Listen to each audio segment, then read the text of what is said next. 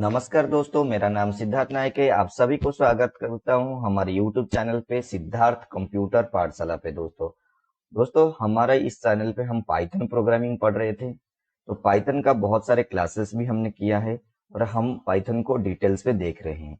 अब हम पढ़ने जा रहे हैं पाइथन ब्लॉक ऑफ कोडिंग।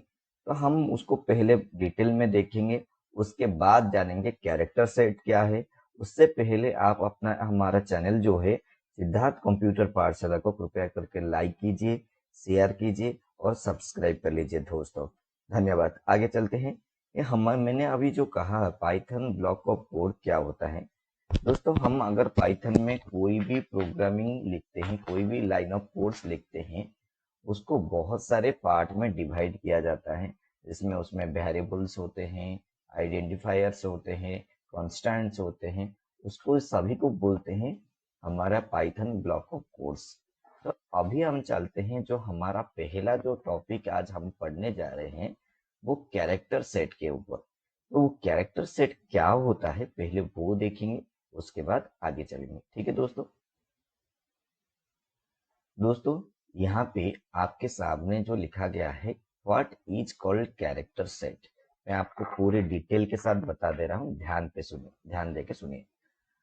एक कैरेक्टर सेट क्या होता है। एक कैरेक्टर सेट में बहुत सारे अल्फाबेट्स होते हैं। जितने सारे हमारे अल्फाबेट्स हैं वो सभी आएंगे, जितने सारे लेटर्स हैं वो सभी आएंगे, जितने सारे सिंबल्स, स्पेशल कैरेक्टर्स, ये सभी को मिला के जो हम पाइथन प्रोग्रामिंग में इस्तेमाल करते हैं वो सभी को हम कैरेक्टर सेट कहेंगे। तो इसका मतलब ये है, हमारे कैरेक्टर सेट किसे कहते हैं। हम अपना पाइथन प्रोग्रामिंग में जितने सारे अल्फाबेट्स, लेटर्स, सिंबल्स और स्पेशल कैरेक्टर्स यूज करते हैं, इस सभी को क्या बोलते हैं, कैरेक्टर सेट्स। ठीक है दोस्तों, अभी चलते हैं, आगे चलते हैं और डिटेल में देखेंगे और भी। दोस्तों ये कैरेक्टर से जो सेट जो है काम कैसे करता है। जब भी हम कोई प्रोग्रामिंग लिखते हैं, सपोज मान लो, suppose we write a program, we write a programme.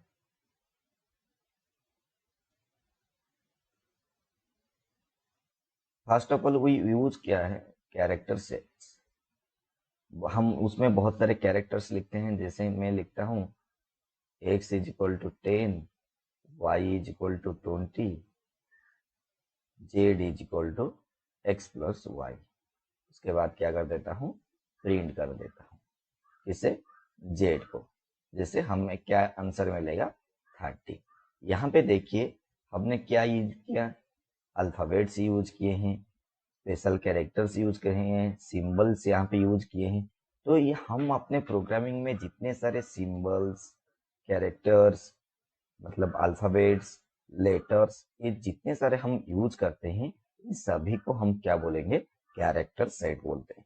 जब भी हम कोई प्रोग्राम लिखते हैं उसके बाद क्या होता है, ये सारा जो कोड होता है किसके पास जाता है, हमारा पाइथन इंटरप्रेटर के पास जाता है।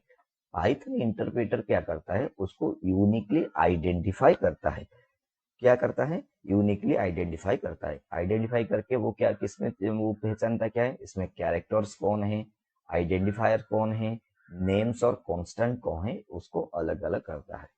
मतलब हम जो प्रोग्रामिंग देते हैं पाइथन इंटरप्रेटर उसको इंटरप्रेट करता है।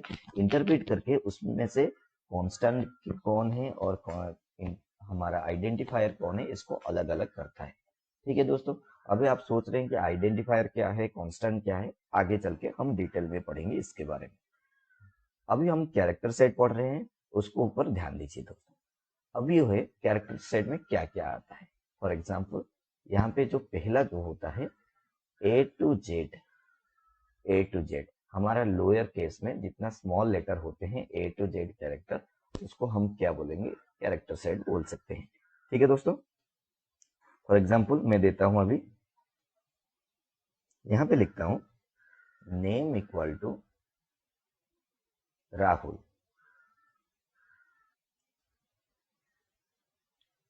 Name equal to Rahul.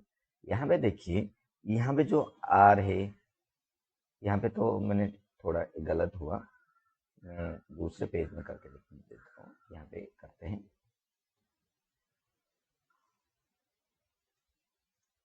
मैंने लिखा नेम इक्वल टू राहुल। यहाँ पे देखिए मैंने जब नेम इक्वल टू राहुल लिखा, मैंने इसको प्रिंट किया, प्रिंट करने में क्या मिलेगा मुझे, आउटपुट मिलेगा राहुल। यहाँ पे मैंने जो स्टेटमेंट लिखा इसमें सारे जो है क्या है, small letter lower case letter के ऊपर है, तो आप इसमें लोअर केस लेटर भी इस्तेमाल कर सकते हैं। ठीक है दोस्तों, उसके साथ साथ हमने क्या कहा कि सेकंड जो है इसमें, एक सेकेंड,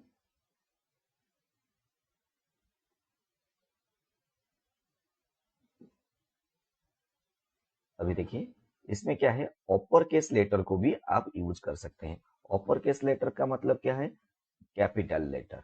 कैपिटल लेटर को हम अपर केस लेटर कहते हैं, तो हम उसी हिसाब से नेम इक्वल टू इस तरह से भी लिख सकते हैं। तो इस तरह से हम लोअर केस लेटर और अपर केस लेटर को भी यूज कर सकते हैं। इसमें आर है, ए है, एच है, यू ए, एल है, ये सारे क्या है, हमारे अल्फाबेट्स होते हैं। ठीक है दोस्तों, आगे चलते हैं। नेक्स्ट जो होता है पंक्चुएशन। पंक्चुएशन में जितने सारे हमारे स्पेशल कैरेक्टर्स होते हैं, सिंबल्स होते हैं, वो यूज करते हैं। हमारे कौन सा पंक्चुएशन होते हैं बच्चों, आपको पता है? उसमें क्या होता है, यहाँ पे नोट डाउन कर लीजिए, नॉट इक्वल, उसके बाद डॉलर साइन, उसके बाद हमारा क्या होता है, आर द रेट ऑफ, उसके बाद हाश सिंबल, उसके बाद परसेंटेज, ये सारे जो होते हैं ये हमारे एंड, ये मेरा ठीक से नहीं लिख पा रहा हूँ, एंड ये, तो ये सारे जो होते हैं हमारे पंक्चुएशन और सिंबल्स के अंतर्गत आता है। सपोज मान लो मैंने लिखा प्राइज इज इक्वल टू 500, यहाँ पे मैंने एक सिंबल से इस्तेमाल किया, वो है इक्वल का। इस इक्वल सिंबल को हमने हमारे प्रोग्रामिंग में यूज कर सकते हैं। ठीक है दोस्तों, नेक्स्ट चलते हैं व्हाइट स्पेस के ऊपर। इस व्हाइट स्पेस को पहले करके देखेंगे, पहले लिख लेते हैं उसको हम, उसके बाद हम इसका प्रैक्टिकल करके देख सकते हैं। ठीक है, चलिए पहले इसका वर्णन करता हूँ। अच्छा, व्हाइट स्पेस वो स्पेस होते हैं जिसको हम क्या करते हैं, सपोज न्यू लाइन बनाते समय या कैरेज रिटर्न करते समय हम इस्तेमाल करते हैं।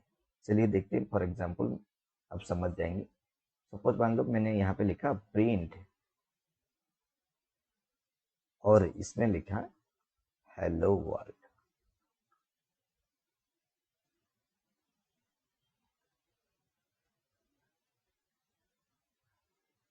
ठीक है दोस्तों, यहाँ पे जो खाली स्पेस है इसको व्हाइट स्पेस कहते हैं, इसको भी हम कैरेक्टर सेट कहेंगे दोस्तों। ठीक है दोस्तों, दूसरा क्या होता है, न्यू लाइन। न्यू लाइन के ये सब हमारे एस्केप सीक्वेंस के अंदर आता है, तो इसको जब हम एस्केप सीक्वेंस पढ़ेंगे, पूरा डिटेल में पढ़ेंगे, आज थोड़ा रिव्यू कर लेते हैं।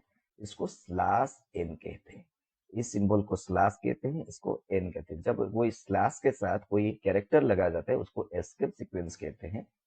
अगर मैं यहाँ पे स्लैश एन लगा दूंगा तो हमारा आउटपुट क्या आएगा दोस्तों, पता है?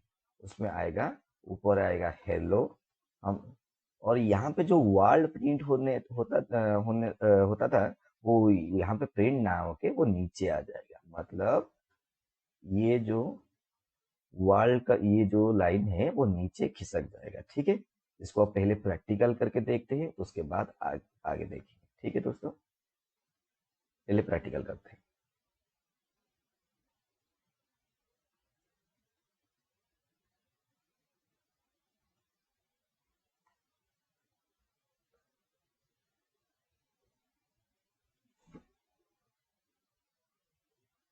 एक सेकंड, मैं इसको रिमूव कर देता हूँ पहले।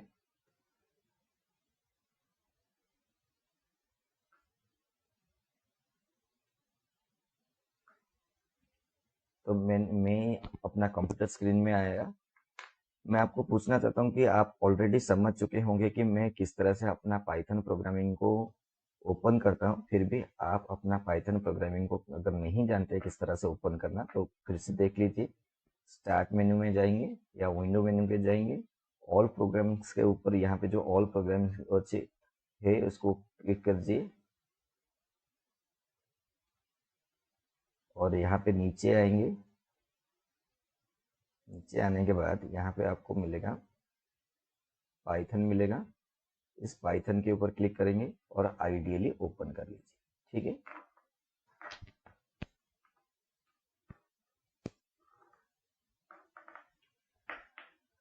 ठीक है। अभी हम प्रोग्राम करते हैं। अभी मैं लिखूंगा प्रिंट,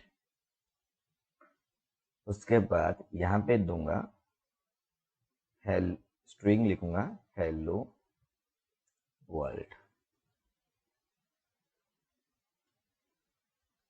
अगर मैं यहाँ पे एंटर करता हूँ, देखिए यहाँ पे क्या है, व्हाइट स्पेस आ गया। दोनों स्ट्रिंग के अंदर एक व्हाइट स्पेस है। ठीक है दोस्तों, इसको भी हम कैरेक्टर सेट कहेंगे, कैरेक्टर सेट। ठीक है दोस्तों, अभी चलते हैं न्यू लाइन के ऊपर। न्यू लाइन का मैंने जो कहा एस्केप सीक्वेंस है, इसमें स्लैश यूज करते हैं, उसके साथ कोई भी कैरेक्टर यूज करेंगे तो हो जाएगा हमारा एस्केप सीक्वेंस। इसका एक स्पेशल पर्पज है, देखिए किस तरह से काम करता है।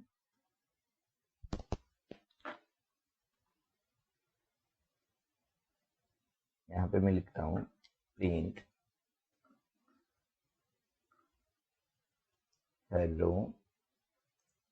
यहाँ पे यूज करता हूँ स्लैश एन।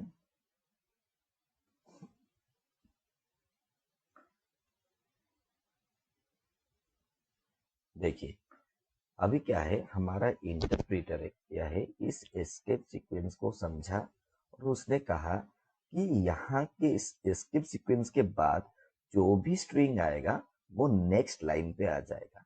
तो हमने जो भी स्टेटमेंट प्रिंट किए, यहाँ पे मैंने यहाँ तक हेलो प्रिंट हुआ, उसके बाद क्या उसने देखा यहाँ पे एस्केप सीक्वेंस एक लगाया गया है स्लैश एन।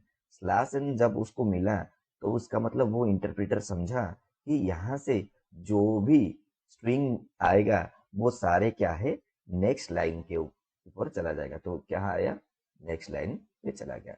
दूसरा होता है कैरेज रिटर्न। कैरेज रिटर्न किस तरह से काम करता है वो भी देख लेते हैं। प्रिंट, यहाँ पे लिखेंगे हेलो वर्ल्ड। कैरेज रिटर्न का होता है स्लैश आर।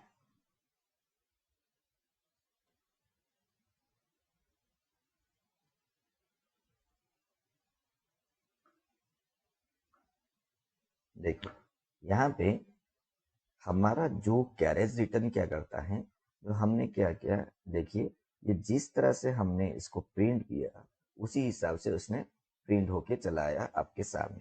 ठीक है दोस्तों, अभी हम चलते हैं स्लैश टी के ऊपर जो टैब के लिए यूज होते हैं।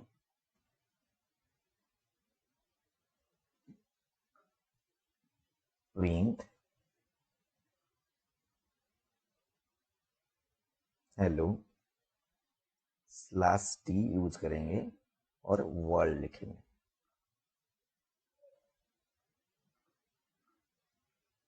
यहाँ पे देखिए जब भी मैं स्लैश टी दबाऊंगा इसमें बहुत सारे स्पेसेस आ गए हैं, इसको टैब बोलते हैं। इसमें मैक्सिमम 8 स्पेसेस होते हैं, मतलब अगर एट ए टाइम आपको 8 स्पेसेस देना है तो आपको क्या करना है, टैब यूज करना है। ठीक है दोस्तों, अभी चलते हैं हमारे टॉपिक के ऊपर। तो हमने क्या सुना कि हमने लोअर केस पढ़ा। लोअर केस में क्या होता है, आप A to Z small character दे सकते हैं। अपर केस में कैपिटल एस टू कैपिटल जेड्स, उसमें पंक्चुएशन यूज कर सकते हैं। वाइट स्पेसेस आप यूज कर सकते हैं। उसके बाद non printable characters. Non printable characters क्या होते हैं, ध्यान दीजिए, मैं इसको यहाँ पे करके दिखा देता हूँ। सपोज मान लीजिए मैं लिखूंगा प्रिंट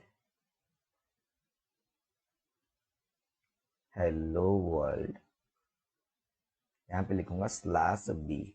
स्लैश बी एक नॉन प्रिंटेबल कैरेक्टर होते हैं। उसका काम क्या होता है मैं दिखा देता हूँ। ये भी एक एस्केप सीक्वेंस है। इसका जो आउटपुट निकलेगा वो क्या होगा ये ध्यान दीजिए। यहाँ पे जब भी आप करेंगे, यहाँ पे क्या प्रिंट होके आएगा, जहां पे भी ये स्लैश बी लिखा होगा उसका आगे वाला जो एक कैरेक्टर है वो रिमूव हो जाएगा। यहाँ पे क्या आएगा, HELL आएगा, उसके बाद यहाँ पे ये वर्ल्ड आ जाएगा। वो एक स्टेप पीछे चला जाता है और एक स्टेप को रिमूव कर लेता है, बैक स्पेस होता है। हम भी अगर कुछ भी लिखते हैं तो गलत हो जाता है तो क्या दबाते हैं, बैक स्पेस दबाते हैं। बैक स्पेस दबाते हैं तो पीछे पीछे आता है और एक एक रिमूव होके चला जाता है। ठीक वैसे ही तो वो क्या होगा, एक स्टेप पीछे आया और ये ओ जो है वो रिमूव हो गया। ठीक है दोस्तों, इसको क्या बोलते हैं, बैक स्पेस बोलते हैं। इसको नॉन प्रिंटेबल कैरेक्टर्स भी कहा गया है। ठीक है दोस्तों, चलिए आगे चलते हैं। तो ये क्या है, ये जो बैक स्पेस है ये प्रिंट नहीं होता है, पर क्या होता है उसका काम जो है एक लेटर को पीछे रिमूव कर लेता है। ठीक है, दूसरा होता है डेलिमीटर्स। डेलिमीटर्स क्या है, सिंबल्स होते हैं जिसका स्पेशल काम क्या होता है, ग्रुपिंग करना, पंक्चुएशन करना, असाइनमेंट करना, ये सारा चीज का काम होता है हमारे डेलिमीटर्स का। जैसे हम यूज करते हैं प्रिंट फंक्शन यूज करते हैं, इसके लिए हम क्या यूज करते हैं, ब्रैकेट ओपन ब्रैकेट क्लोज, ये दोनों जो होते हैं ये डेलिमीटर्स होते हैं। उसके बाद हम क्या यूज करते हैं, सपोज मान लीजिए मैं x इज इक्वल टू 10, यहाँ पे x में जो 10 सिंबल दिया गया है इसको भी हम डेलिमीटर्स कहते हैं। ठीक है दोस्तों, दूसरा होता है, सपोज मान लो मैंने जब लिखा था प्रिंट, यहाँ पे एक स्ट्रिंग लिखा था सम, यहाँ पे कॉमा देखिए मैंने सी लिखा था, ये जो कॉमा यूज करते हैं ये डेलिमीटर्स होते हैं। यहाँ पे ये जो ब्रैकेट इस्तेमाल करते हैं वो भी डेलिमीटर्स होते हैं। तो ये सारे जो होते हैं डेलिमीटर्स, इसका काम होता है ग्रुपिंग करना, पंक्चुएशन देना और असाइनमेंट करना, उसको कहते हैं हमारे डेलिमीटर्स। जैसे हम x इज इक्वल टू 10, यहाँ पे ये जो 10 को हम असाइनमेंट ऑपरेटर भी कहते हैं, इसका काम होता है वैल्यू को असाइन करना, ये भी एक डेलिमीटर्स होते हैं। दोस्तों अभी जो सबसे जो मेन चीजें हैं जो हमारे इंटरव्यू से हमें पूछते हैं कि टोकन्स क्या है, टोकन्स किसे कहते हैं, पहले वो ध्यान पे सुनिए और इसको नोट डाउन करके लिख लीजिए। तो आप अपना जब भी जो भी नया वीडियो आएगा आप उसको सारे चीजें डिटेल में उसको पढ़ेंगे और जो भी मैं इंफॉर्मेशन दे रहा हूँ उसको नोट डाउन करके रख लेंगे। ठीक है बच्चों, टोकन्स क्या है, वो एक प्रोग्राम का स्मॉलेस्ट यूनिट्स जो होते हैं वो टोकन्स होते हैं। मतलब हम एक प्रोग्राम लिखते हैं x is equal to 10, y is equal to 20, z is equal to x plus y और print is equal to, print function के अंदर क्या लिखेंगे, z लिखेंगे। यहाँ पे जितने सारे यूज किया गया है, जैसे हम यूज करेंगे वेरिएबल्स यूज किए हैं, ऑपरेटर्स यूज किए हैं, ये सारे लिटरल्स यूज किए हैं, आइडेंटिफायर्स यूज किए हैं, ये सारे को टोकन्स कहेंगे। मतलब आप इसमें जो भी चीज देख रहे हैं, एक्स हो, इक्वल हो, 10 हो, वाई हो, ये सारे जो है टोकन्स कहेंगे। मतलब हम प्रोग्रामिंग में जो भी चीजें यूज करते हैं सारे स्मॉलेस्ट यूनिट को ही हम क्या कहेंगे, टोकन्स कहेंगे। ठीक है दोस्तों, तो इस उसके बाद यहाँ पे हमारे लेफ्ट हैंड साइड में जो है, ये प्रोग्राम्स इन ए पाइथन कंटेंट से सीक्वेंस ऑफ इंस्ट्रक्शन। हम क्या सीक्वेंस ऑफ इंस्ट्रक्शन मतलब हमने x इज इक्वल टू 10 दिया, y इज इक्वल टू 20 दिया, उसके बाद हमने क्या लिखा, z equal to 10 plus sorry x plus y. मतलब यहाँ पे सारे जो इंस्ट्रक्शन हमने लिखा सीक्वेंस वाइज एक के बाद एक। हमारा जो पाइथन क्या करता है, ब्रेक करता है हर वो स्टेटमेंट को और उसमें सिक्वेंशियली उसको आइडेंटिफाई करता है। और आइडेंटिफाई करके हमारे किसके माध्यम से आइडेंटिफाई होता है, हमारे इंटरप्रेटर के माध्यम से। मतलब ये हर लाइन ऑफ कोड को वो क्या है इंटरप्रेटर करता है, क्या करता है, आइडेंटिफाई करता है और लाइन बाय लाइन वो ब्रेक करके वो देखता है। ठीक है दोस्तों हमने पढ़ा आज कैरेक्टर सेट के बारे में, जिसमें हमने जाना कैरेक्टर सेट में जितने सारे अल्फाबेट्स होते हैं, लेटर्स होते हैं, सिंबल्स होते हैं, स्पेशल कैरेक्टर्स होते हैं, वो सभी को हम कैरेक्टर सेट कहेंगे। इंटरप्रेटर क्या करता है, इस सारे कैरेक्टर सेट को यूनिकली आइडेंटिफाई करता है। किसमें, आइडेंटिफायर्स में, नेम्स में, वेरिएबल्स में, कांस्टेंट में, इस सारे को आइडेंटिफाई करता है। इसमें कौन सा आता है, लोअर केस लेटर जो small letter A to Z, upper case letter A to Z capital letter में आएगा, पंक्चुएशन उसमें dollar symbol, not equal, percentage, ये सारे सिंबल जो मैंने लिखाया था आप वीडियो बैक करके देख लीजिए। उसके बाद व्हाइट स्पेस के बारे में बताया था, उसमें हमने क्या किया, न्यू लाइन के बारे में जाना, कैरेज रिटर्न के बारे में जाना, और भी बहुत कुछ हैं, हम बाद में इसको जानते हैं। नॉन प्रिंटेबल कैरेक्टर के बारे में क्या जाना, ये एक नॉन प्रिंटेबल कैरेक्टर है जो प्रिंट तो नहीं होता है पर इसका क्या है काम होता है, जिसको हम स्लैश भी किया है, हमने उसको देखा कि एक जब हम स्लैश भी इस्तेमाल करते हैं एक कैरेक्टर क्या है वो पीछे पीछे रिमूव होता चला जाता है। दूसरा क्या दिखा, डेलीमीटर्स।